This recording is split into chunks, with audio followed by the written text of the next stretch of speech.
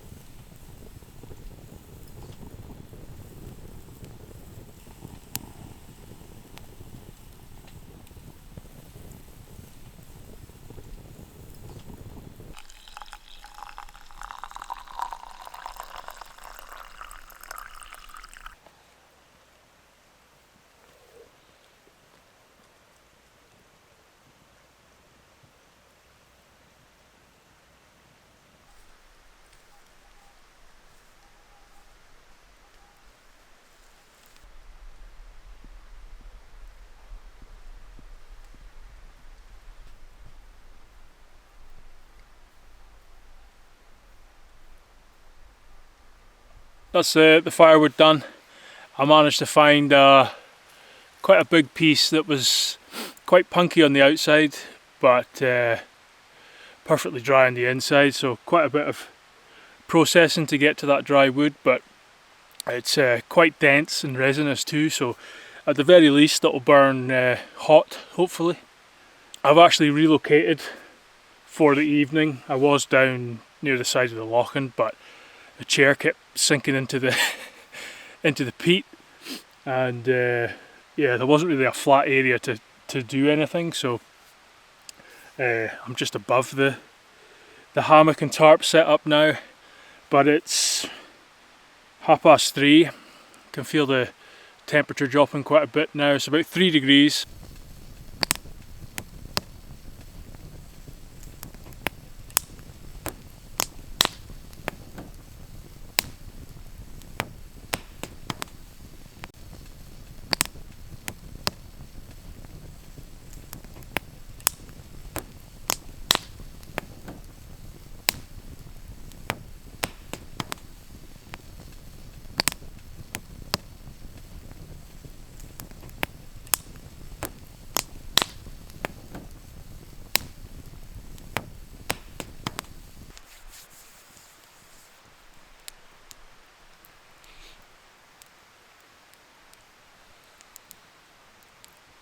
It's just gone 5:30 now. As you can see, it's pretty dark. I just checked the keyring thermometer and it's down to 1 degrees already. So yeah, it's going to be a chilly night. I wouldn't be surprised if there's some frost on the tarp in the morning, but we're more than comfortable here, especially with the amount of heat this X-Fire's throwing out. I really like the size of it. It lets you put on quite big pieces of wood. That's the steak done. I've just got just add water, vegetable couscous, so I've just put that in. I'll let that sit for 5 minutes. I'll let the steak sit for 5 minutes while that's rehydrating as well, and then we're good to go.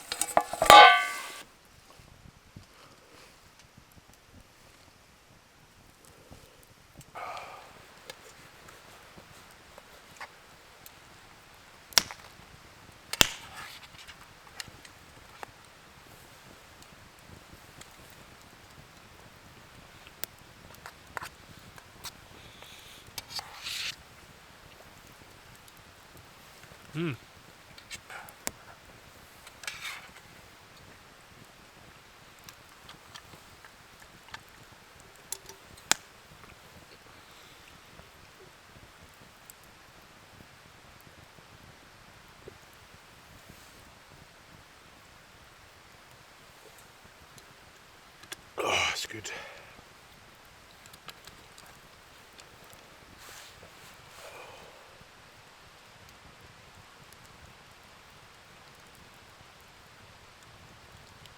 That's 10:30 now.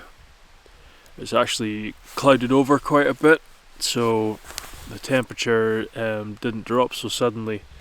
It's still sitting around 2 or 3 degrees, but again, more than warm enough by the fire here this evening. It's been really nice, so calm and peaceful as well. Still not a breath of wind, not a drop of rain, so yeah, couldn't have asked for better weather. But yeah, I'm feeling pretty tired now, so Derek and I are gonna get in the hammock and yeah, we'll call it a night there, and we'll see you in the morning.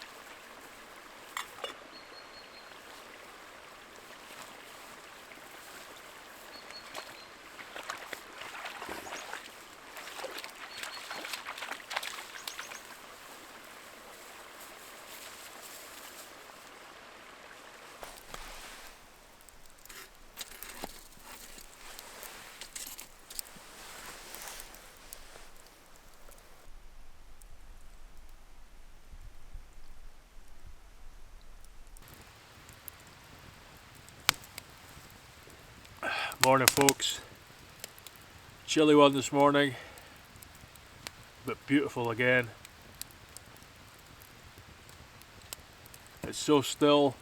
The sun's out already. Clear skies. Really nice. Like proper, just chilly autumnal weather.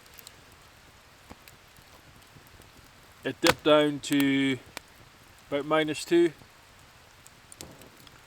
And slept okay, but did feel it a little bit in the middle of the night. Like I say, the gear I have isn't really rated to that temperature, but we got away with it. And like I say, having Derek beside me is like a hot water bottle as well, so we were fine for a night. But yeah, definitely feeling the chill and the dampness when we got up this morning. I've already packed everything away. I've obviously got the fire going, and I'm just having a coffee. I've had my breakfast as well. But I can see the inversion has built up already in the main glen, so I'm gonna send the drone up again in a minute and see what it looks like.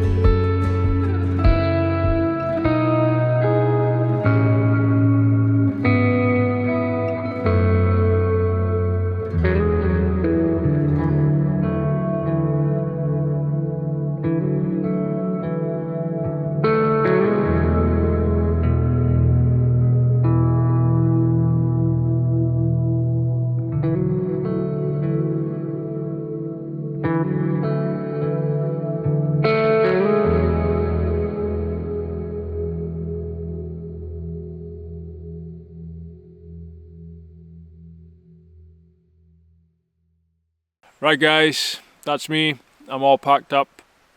I'm just waiting for the fire to die down a little bit and I'll get that cleared up properly, and then yeah, just gonna head out of here. But a really nice trip. Couldn't have asked for better weather, especially after the last month of almost torrential rain every weekend. Thanks for watching the video. I hope you enjoyed it. I appreciate I haven't been very consistent in putting videos out the last few months, so I appreciate it if you've stuck around and you're still here. I do have a Forest Thoughts this week.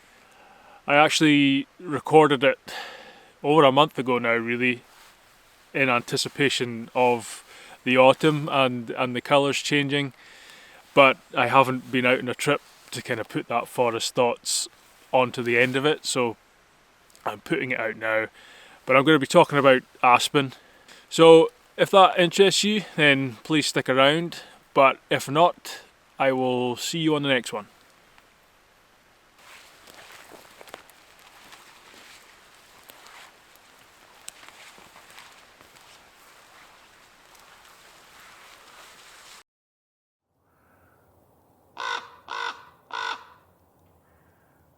Hi folks, thanks for sticking around for Forest Thoughts once again. I'm going to be talking about an important native tree species that is mostly absent from the landscape throughout its natural range in Scotland, and that is the aspen. As the scientific name suggests, it's a member of the poplar family, and tremula is actually the Latin word for trembling, and that refers to the aspen's leaves that tend to tremble in the wind. And once you get your eye in, they're quite obvious, especially on a breezy day like today. And they also make quite a distinctive rustling noise too that you can start to pick up quite easily if you know what to listen out for. Aspen is a fast growing broadleaf species, and it can grow up to around 20 metres in height, but doesn't normally reach that tall here in Scotland. And it produces a very light, porous wood, which is absolutely useless for firewood, but ironically it is used quite commonly for making matches. The bark is a pale grey colour, especially when the tree is younger, and they develop these like little dark lenticels, we would call them, which sort of pattern the bark. And again, once you learn what it looks like, it can be quite obvious. And as the tree gets older, that bark tends to get a little bit darker and fissured, and on the really old aspen they can almost look black. It's a relatively short-lived species, usually around 100 years old, unless it's part of a clonal group, in which case it can live much longer than the 100 years, but I'll come back to that a bit later on. The leaves are rounded and they have these kind of blunt teeth on them, which is quite distinctive for aspen, and they will turn a stunning golden yellow colour in the autumn. And even amongst other species which are turning yellows and orange and red, you know, they'll really stand out if you catch them at the right time of year. As with species like birch and rowan, it's a pioneer species, so it has evolved to take advantage of any disturbance like fire or wind in the forest, which will open up gaps, and it's adapted to to colonise these areas, to get in and grow very fast and outcompete other species. It's very widely distributed, and you'll find it here in the UK, all the way south to North Africa, and then all the way east to areas of Japan. And it's a very common species that helps to make up the boreal forest zone as well. It will be just as common as birch species, if not more common in certain areas. And although it can be found throughout the UK, it's most common here in northern Scotland. However, it's still largely absent here, and it's restricted to small isolated fragments. And it's thought there's actually only 16 aspen stands that are bigger than 1 hectare, and in total the total area of aspen woodland remaining is only 500 hectares, which isn't much at all. It's also an incredibly important species for biodiversity, and it supports a range of specialist fungi, lichens, moss and invertebrates, including the Aspen hoverfly and the caterpillar of the dark bordered beauty moth. Throughout its range, it's also a very important food source for beaver, and you know, if that's a species we are going to keep encouraging to increase here in Scotland, then you know, we're going to need a lot more aspen here. In terms of reproduction, aspen is dioecious, which means individual trees are either male or female, so you obviously need both in close enough proximity to cross-pollinate and produce seed. And as I mentioned earlier, aspen is a pioneer species and is capable of producing a lot of seeds to take advantage of any disturbance in the forest. And it's thought there could be up to 2,000 seeds in just one catkin, and that could be up to 80 million seeds in one tree.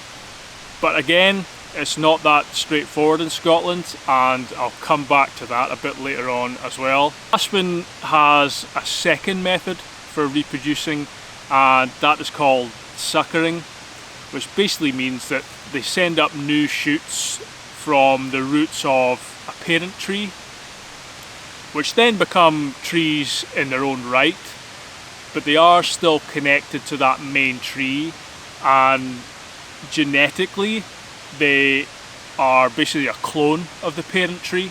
Some of the oldest organisms in the world are actually aspen clones, and if you Google the Pando aspen clone, you'll see just how big and how old they can actually get. So with all that in mind, why don't we see more aspen in Scotland? Well, the first problem is obviously we've lost most of our native woodland, and many of the aspen trees would have been part of that in the past. And now, as I mentioned before, we're left with small and isolated aspen fragments. Some of them clonal clumps that are either male or female. Now the second big problem, and no one has really been able to explain this yet, but aspen doesn't seed very often here in Scotland. So even though across their range they have that ability to produce a large amount of seed, we can't actually take advantage of that here to expand our existing populations. And the last mass flowering event in Scotland for aspen was actually in 2019, and that was the first flowering event in 23 years. And of course, as I mentioned, they can only produce seed if there's male and female trees in close enough proximity, but because a lot of these clones are either male or female and they're very fragmented and distant from each other, you know, many of the aspen we have left aren't actually able to produce seed even in a flowering year. So for many of the remaining aspen, we are left with the suckering method, which is obviously a lot slower and produces a lot less trees than if they were seeding regularly, and those millions of seeds were being dispersed everywhere by the wind. And the third problem is that we know we have a huge deer problem in Scotland, and aspen is actually one of the most palatable species we have to deer. They just love it. So if there's young trees or suckers that aren't protected, they usually get hit pretty hard by deer browsing. So essentially we are stuck with these small clumps of aspen that don't seed very often at all, and if they produce suckers, they are regularly eaten by deer and sheep in some situations. So the chances of them expanding naturally are very slim.